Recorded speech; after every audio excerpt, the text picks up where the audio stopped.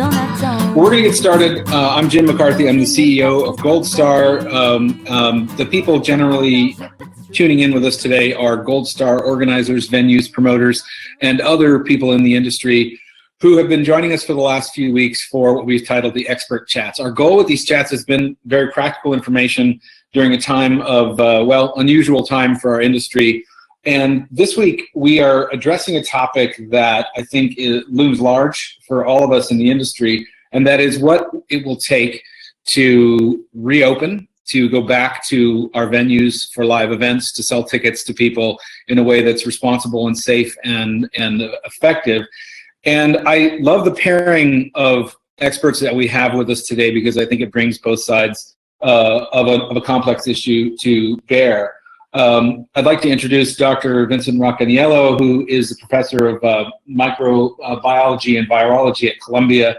He literally written the book on virology, the textbook Principles of Virology.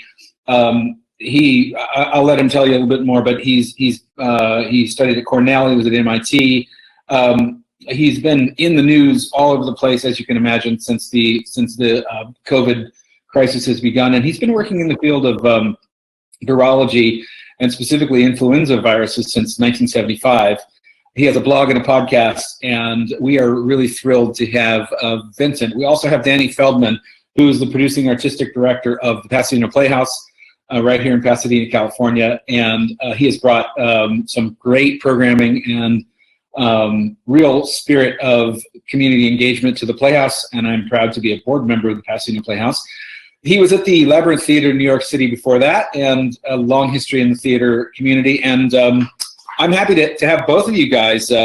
Vincent, what else could you tell us about it? What else do we need to know about you before we get started? Well, thanks for having me. And you pretty much covered it all. I've been doing research on viruses since the 70s. I've been teaching. I've been writing about them. I've been doing a podcast for 12 years. And I like to call myself, and tell me if you like this, Earth's virology professor. I'm for everybody. I want to teach everybody virology. That's my goal. You're the Johnny Appleseed of teaching virology. Yeah, that's right. I like it. Earth's virology professor. Very good. And Danny, same thing. Give us just a little more depth, a little more perspective on you. You covered me as well. I like to think of myself as just a guy who got into this because I wanted to put on shows in my backyard and then with my friends.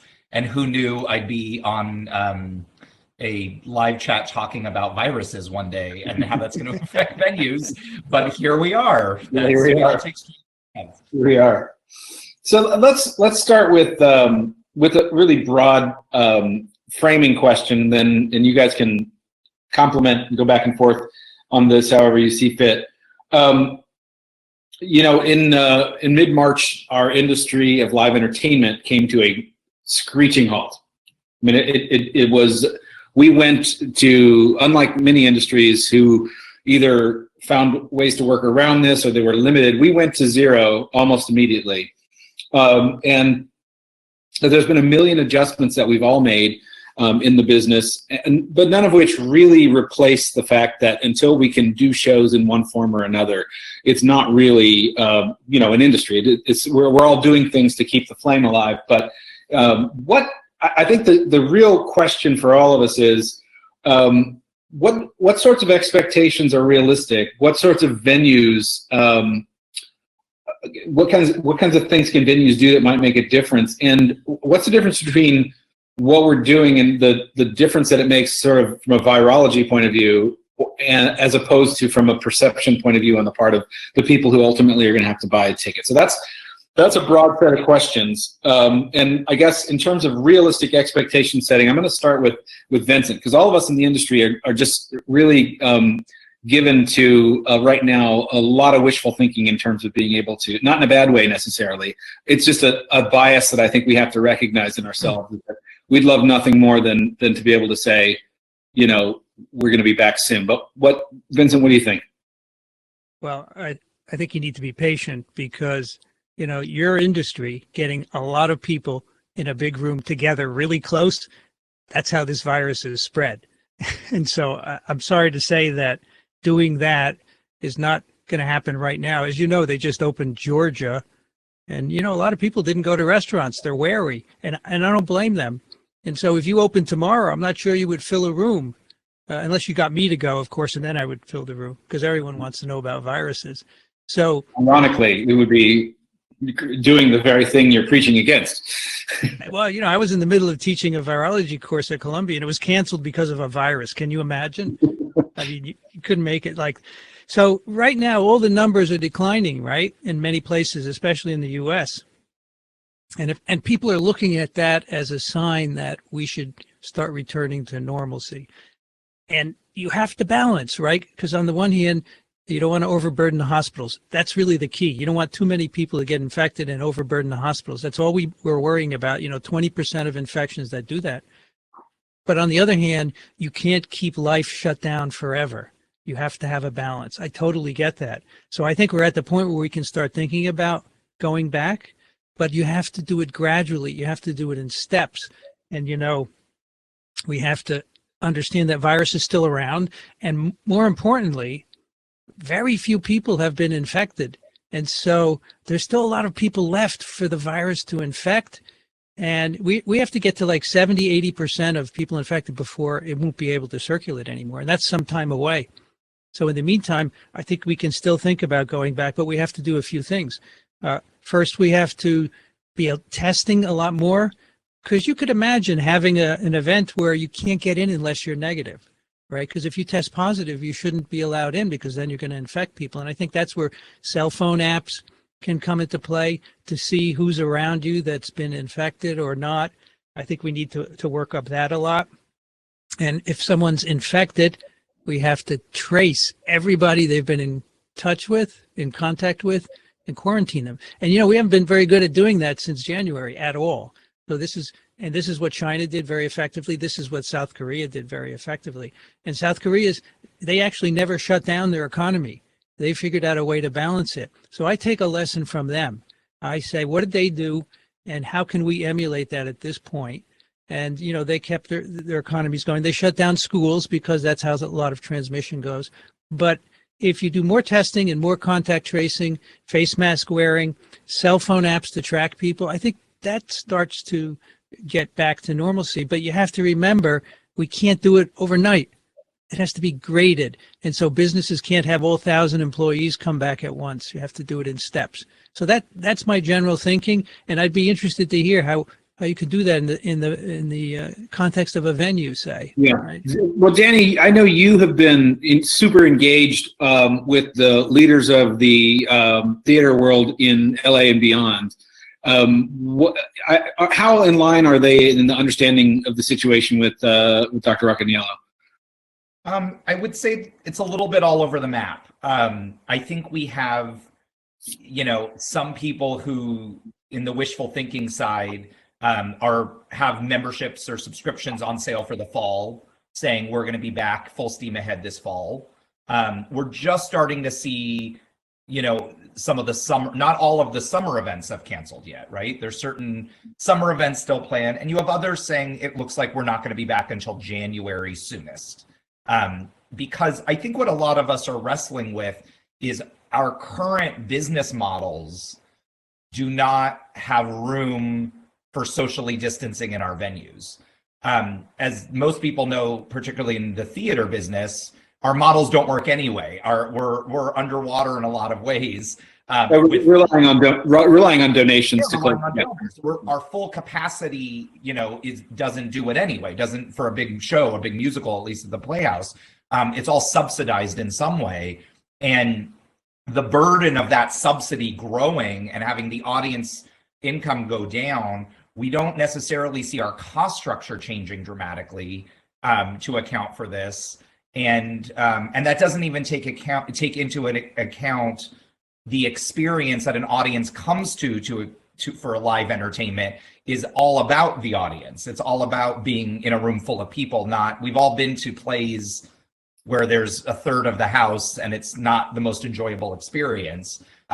So it's all over the map in terms of what I'm hearing from colleagues all around the country. And what everyone I think knows is that the gradual rollout, the sort of turning up the volume of back to normalcy we all recognize we are on the end of that game. We are not in the front of that. We are the very end of that. And I think the faster we as venues come to terms with that and figure out what to do in the meantime is important. Would you agree with that, Vincent, in terms of where live entertainment stands in the dimmer switch? Is it the end of the dimmer switch being turned back up? Well, I'm glad Danny said it, not me, but yeah, I would agree with that because The bad news. unless you're thinking of in a venue of 1,000 people, just putting 100 people in it, which probably doesn't work, right? But you want live events, right? You don't just want someone on stage and it being televised. You want people in the audience. And so, yes, I think that has to be later when we get a handle on exactly how many people are infected, for example. We don't really know at this point. And does it matter, or one of the things that sometimes gets discussed, and Danny, I'm sure you've heard this as I have, is, well, how about smaller venues? How about venues where the capacity is lower? Is that a key driver of this at all, or is that just a question of it's just a somewhat less bad transmission vector? I mean, I'm not the expert in this, but we talked directly to the LA County Department of Health right as this was beginning, and what the contact I have there kind of slapped out of me was, stop thinking about this as numbers, specific numbers, because what she said was, if we allow public gathering of 50 people, if you put 50 people in your conference room, that's a terrible idea. And so I would love for the doctor to speak on that just focusing on numbers and house counts is not exactly the right way to be looking at this, at least for us. Well, certainly right now, if you put 50 people in a room, it's not a good idea because chances are, at least if you're in an urban area, that some of them are infected, right? And they don't even know it. And then they're going to give it to someone else. And we know that in closed rooms, it's really good at transmission because that's where most of it happens, in families and houses, right? Someone comes home and you're living together and you spread it to your family members. So that's the problem if we don't know who's infected. But if we could somehow get to a point where more people are tested and we say 50 people, you're all either immune, we know you're immune, or you're not infected, maybe you could think about letting them into a room at some point, not today, but perhaps midsummer, fall. So that's an interesting point, because we hear a lot, and there have been a couple of questions on I'm not ignoring the audience questions. We'll get to some of them, but a couple of them have touched on this, where the questions are like, if we do this and this and this, is that okay? And it sounds like what you're saying is, it isn't really about cleaning the railings or the seats or something like that, so much as it is testing and tracing and having an awareness of who's infected and who's not. Yeah, I mean, I don't know if we can do that in this country, right? Because people are interested in privacy. Yeah. But if you want to talk about getting back, you have to start giving away some of that privacy on your phones and so forth. And if we could say, let 50 people in who are either immune or not infected, I'd be okay with that. And just tell them, don't be touching your face so much and so forth. That could work. But it would be an experiment, right? Yeah. The other thing that came up, and Danny, you and I were talking about this last week, is the idea, and this isn't a full solution, but it's a step that a lot of people are excited about in our industry, Vincent, is the idea of top quality productions done in venue that are then, recorded and shared. Sure.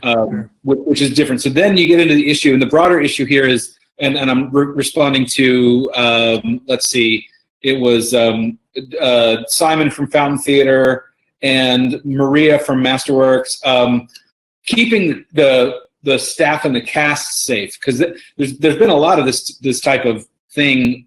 Cats work in close quarters. Mm-hmm. Is it conceivable if you had and Danny can talk about specifics here, is it conceivable in a scenario where you're filming something in an empty arena, an empty theater, to keep a cast safe in that way, staff and cast? It's a huge concern for us. I mean, the health and safety of our people is always number one. And I know Actors Equity is investing in some national guidelines for this, which, I don't know one theater producer who wants to get artists in a room that doesn't feel unsafe. And we're all committed to that. But some of our venues are more challenging than others. The Pasadena Playhouse, we're in a venue that's 100 years old, and the dressing rooms and the backstage situation, you know, and I imagine a smaller theater similar is not really conducive to social distancing. We're theater people, so there's creative ways to think about this, a solo show or, you know, staging in a certain way where there is social distancing. I think there's always a solution, but it's right now, obviously, it's way too soon. But we are, I think, my colleagues are all also talking about these ideas, Jim, about how to put things on stage in a safe way, to continue operations in some modified way, to reach out to people who are sort of missing this right now. Can I also add that if you want to bring talent together and they're worried, that's where testing comes in. You say, let's test all of them. You're all negative. You're not much of a threat to one another.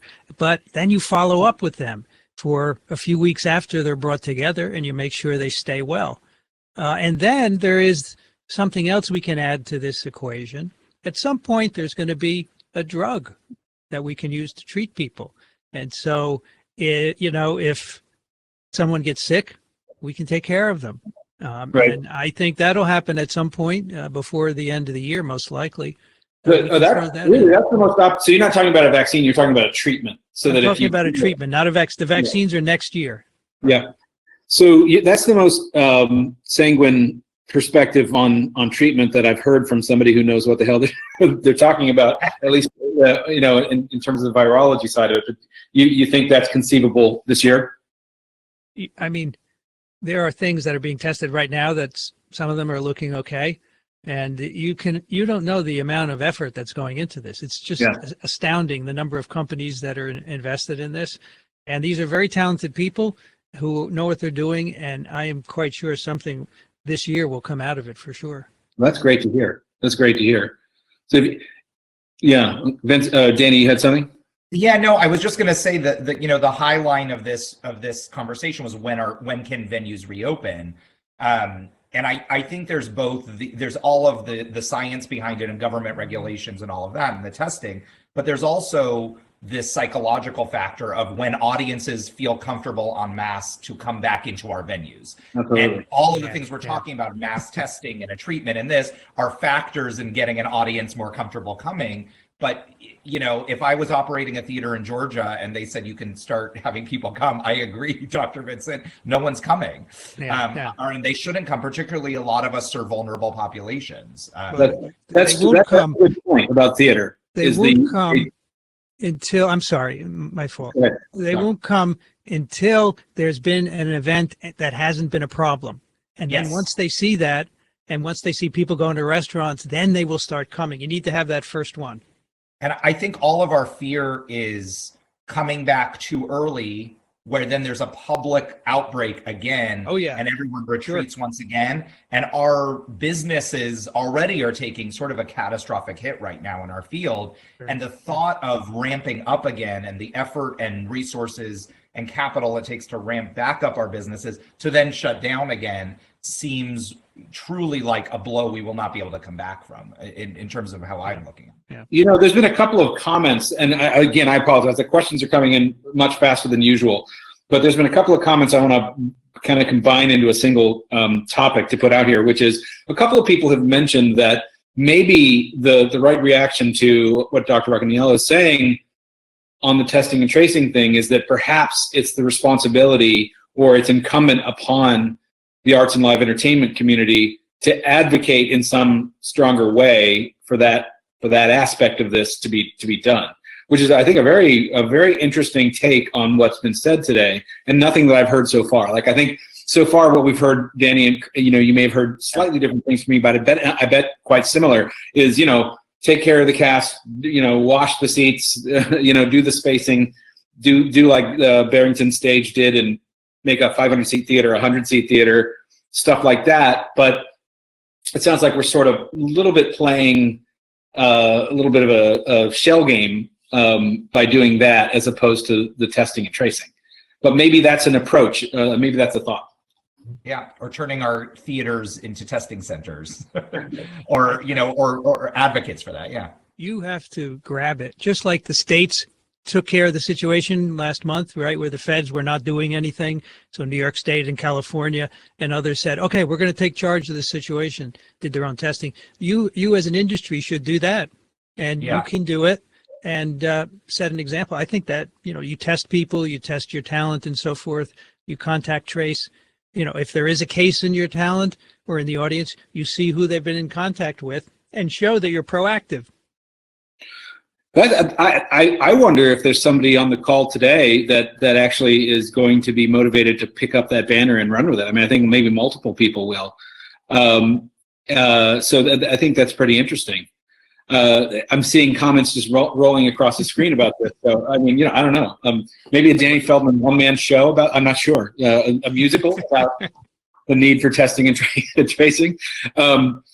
One issue that sort of came up a minute ago, but let's go back to it, is that the audience, somebody's really ready to buy tickets for that show, Danny. It's my brother, probably. Yeah. Oh, is it? Yeah.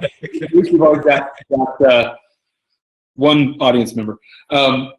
Is the age of the audience matters, right? So it's one thing to have a crowd of 23-year-olds, and they can be spreaders, obviously, but in the theater setting, the average age is north of 50 and sometimes higher than that. So that raises the stakes on this even at a different level. Yeah, that's right. Because we know that the older you are, the more serious the infection is likely to be. And so it's tough. If your theater going age is older, then you have an even harder problem, because younger people, they'll get infected and they'll spread it, but they won't get sick. So again, depending on the age, you have to find out if they've been infected. Are they infected? And just, can you reach a point where you say nobody in this auditorium is infected? If you could assure that, I think that would go a long way. Yeah, I mean, it is a provocative idea, and there's an initiative by Apple and Google. Vincent, you may know more about this, but to bring this data into, at least I think the tracing part is what they're focused on, because they'll know where your phone is and they'll know who you've contacted. So if you could combine that with a positive or a negative test, it could be useful. Yes. I think this is essential. In fact, I've been talking to various people in different countries who think that the cell phone aspect of tracing and seeing where people are who have been infected, this is going to be the key in the next year to limiting transmission, because that is a tool we have right in front of us that we can use. We've never had before in infectious diseases. Yeah. We can see who's infected and not, even who's immune. So if you can use that as well, this would be essential, I think.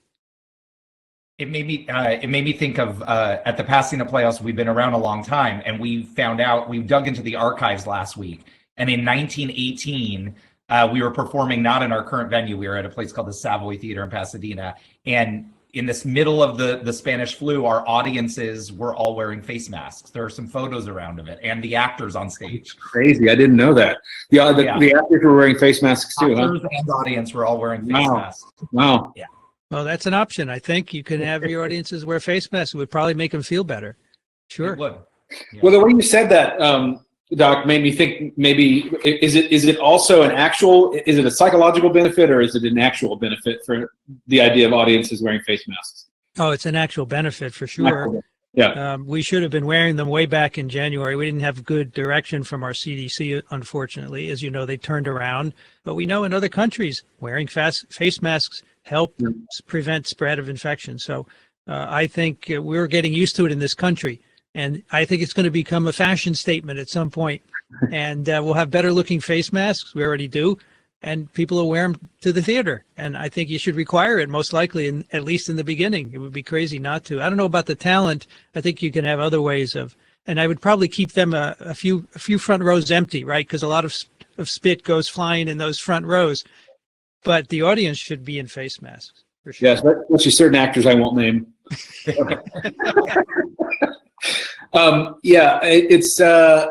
Here's one maybe just for the people listening. If you run a venue and you have an idea about this, here's the question. If you are thinking about policies, whenever it is that you reopen, and if you are considering or have decided to do face masks as a requirement for the audience, just type yes into the chat, and we'll see the bits and pieces come up. And if it's no, type no, and we'll see kind of the flow of that. So yeses, lots of yeses. Wow. Can you guys do that? Look at that, at least for now. Yeah, for now, not forever. Yeah, not forever. Please, goodness sakes. Oh, that's cool. Got a couple of no's, couple of maybes. Very interesting. Some places it's just not practical. Let's see. There's been some other really good questions. Some are asking one or both of you to look into a crystal ball and predict what state these kinds of productions will be in. And obviously, we talked about every kind of production, so I don't even know exactly what that means. January of 2021. Well, we'll talk about theater, and maybe we can talk about concerts separately. What will be the state of theater in January of 21? And a related question. Well, no, let's stick with that one. Actually, I think that's a good one. Let's talk about music. Let's talk about theater. A little bit different audience dynamic. Well, in the winter, I can just say from a virological viewpoint, this virus will probably be back. I have a feeling it's going to go away this summer in a big way. There'll be some infections here and there, but it'll be very low. But in the fall, October, November, December through March, it'll be back because it's most likely going to be a winter illness for some time. And so the numbers will probably go up, but I think it won't be as bad because hospitals will learn how to take care of people, and there will be more immunity in the population, so we'll have fewer infections. I don't know how that translates into theater, though. What do you think, Danny? I don't know. And this is part of the vulnerability of what we're all dealing with now, is that we the trouble with making plays, not just presenting plays, is that the runway and the process takes a very long time to put teams together, to say we'll be ready in September. We already needed to be deep into this. So what most of my colleagues are doing, and we're doing the same at the Playhouse, is multiple scenario planning of a September start date, a January start date, and beyond. And frankly, they all have pretty large ramifications on the institutions. Our business models are all about selling tickets. And when you take that ability away or change it into something else, it's something we've not planned on doing before. There's no business continuity plans for this. So that's what we're all really struggling with and looking at right now. One thing that we could do is ask another question. If you are planning an event, if you're planning a live event, I'm curious to see what the date is. So let's just do this. If you have a show that's actually planned that you think has half a chance of happening, type the month of that show into the chat bar, and we'll be able to watch it. And if you have no idea, okay, October, July, September, October, August, none. February, August, November, December, September, August, but dreaming. Yeah, August dreaming. June. This is really interesting. It's going to take a pioneer to do an experiment. And this depends on how the transmission goes over the next few weeks. But if it continues to drop and hospitalizations drop, you could say, let's do a small production. I know this is not how you do things, but as an experiment, because if it works and you keep it safe, then that gives a lot of momentum to the whole process. And that's really what it's this dance that we're going to do, right, with this thing for some period of time. I think all of us who've strongly supported the idea of staying in and bringing the initial freight train that was barreling down on us to a halt. I think even we recognize that there comes a point in the not too distant future where you just can't build a wall and just sit inside it forever. So there is that whole idea something needs to happen, and somebody's going to whoever's first is going to look like they're doing it too early. Isn't that right? Yeah, I'm sure. But at some point, the governors are going to say, okay, you can congregate. And then it's up to you to decide how to do that. And you have to play it safe, as we've been talking about. Yeah. I have to say, we got some great audience participation, both on the questions and also on just giving us some feedback and answers. And we've missed a lot of questions too, which normally is not as much of a problem, but I think we had more questions. Is there anything else, real quick, is there anything else we totally missed, anybody who's listening, that we want to cover before we go?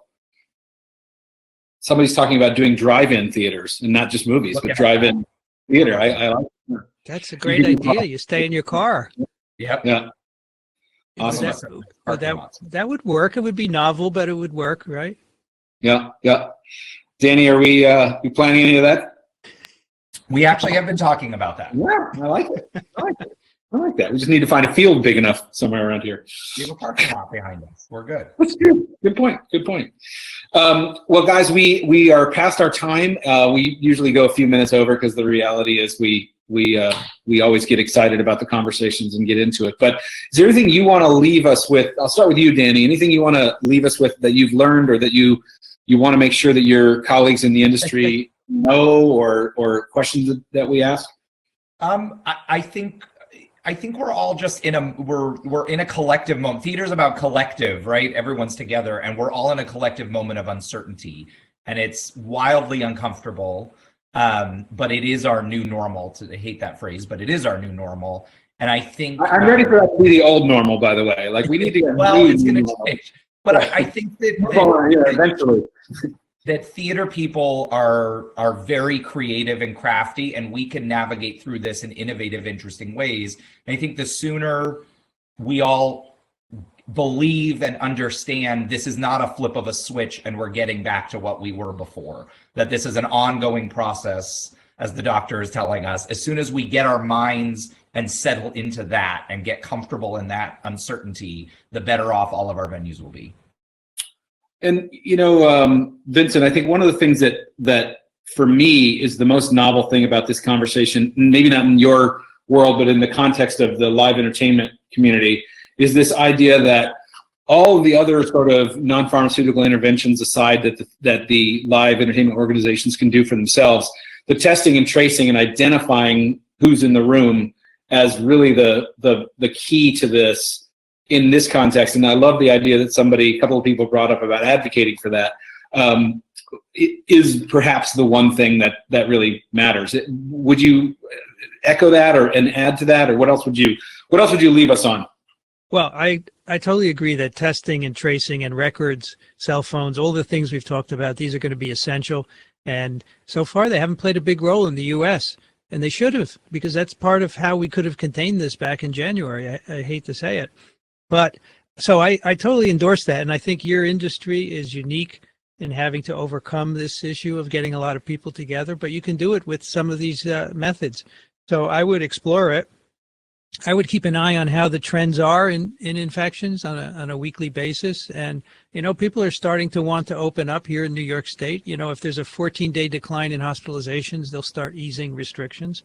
And I would leave you with, this is going to be over at some point, maybe sooner than later. A lot of people are working pretty hard. I would not worry too much about what you hear on the news, because they tend to get overexcited about things and over report every little thing that may not be important. But it's going to be over and you'll be okay. I'm sorry we've lost people, but hopefully we'll be ready for the next time. We should be able to be.